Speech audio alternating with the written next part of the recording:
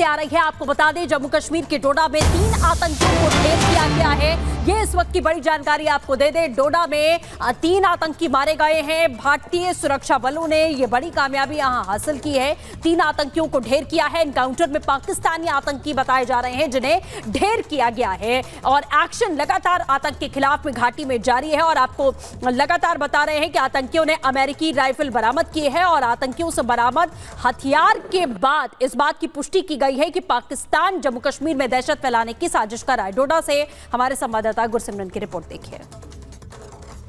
डोडा के गंडोह में जम्मू कश्मीर पुलिस को बड़ी कामयाबी मिली है। जम्मू कश्मीर पुलिस और उसके स्पेशल ऑपरेशंस ग्रुप ने 3 आतंकियों को मार गिराया है। मारे गए आतंकी संगठन जैश से थे, जिसमें कि जैश के 2 टॉप कमांडर भी शामिल थे। सुरक्षा बलों को सुबह जब इंफॉर्मेशन मिली, उसके बाद इस ऑपरेशन को लॉन्च किया गया और इस ऑपरेशन में सुरक्षा बलों को बड़ी कामयाबी मिली है। आपको बता दें कि हथियारों का बड़ा जखीरा जो है वो सुरक्षा बलों को बरामद हुआ है, जिसमें कि M4 कार्बाइन राइफल के साथ साथ AK-47 राइफल और बड़ी मात्रा में गोला बारूद बरामद है।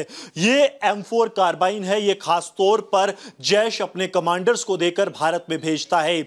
जैश के टॉप लीडर्स को ये वेपन जो है वो जैश की तरफ से दिया जाता है कमांडर्स को। यहां पर आप देखेंगे तो इस M4 कार्बाइन के साथ एक नाइट स्कोप लगा है, जिसे एक पावर बैंक से जो है ऑपरेट किया जाता है। उसे एनर्जी दी जाती है ताकि देर रात सुरक्षा बलों को निशाना बनाया जा सके, जैसे 13 जून की रात को बनाया गया जब कांस्टेबल फरीद जो है वो घायल हुआ था। उसके अलावा एक और M4 कार्बाइन राइफल जो है वो सुरक्षा बलों को मिली है। ये बता दें आपको कि 5.62 mm के जो राउंड्स हैं उसका इस्तेमाल किया जाता है। स्टील कोर बुलेट जो है वो भी इसी M4 कार्बाइन से फायर की जाती है। इसके साथ साथ AK-47 राइफल जो है वो सुरक्षा बलों को बरामद हुई है। इन आतंकियों से 3 आतंकी मारे गए 3 आतंकियों के पास से सुरक्षा बलों को 8 मैगजीन बरामद हुई हैं। ये 8 मैगजीन फुली लोडेड मैगजीन थी, जिसका इस्तेमाल आतंकियों ने सुरक्षा बलों को निशाना बनाने के लिए भी किया। इसके साथ साथ 6 ग्रेनेड जो हैं वो बरामद हुए हैं।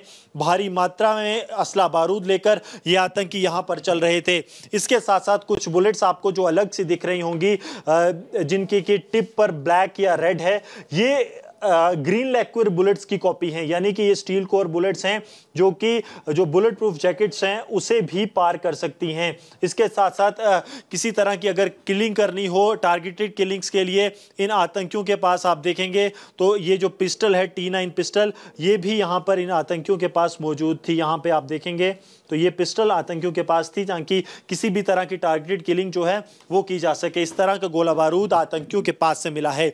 उसके साथ साथ आप देखिए कि आतंकी पूरी तैयारी के साथ आए थे। इनके पास इंजेक्शन मौजूद थे। अगर आतंकियों को कभी लग जाती है तो उसके लिए इंजेक्शन लेने के लिए दवाइयां आतंकियों के पास मौजूद थी।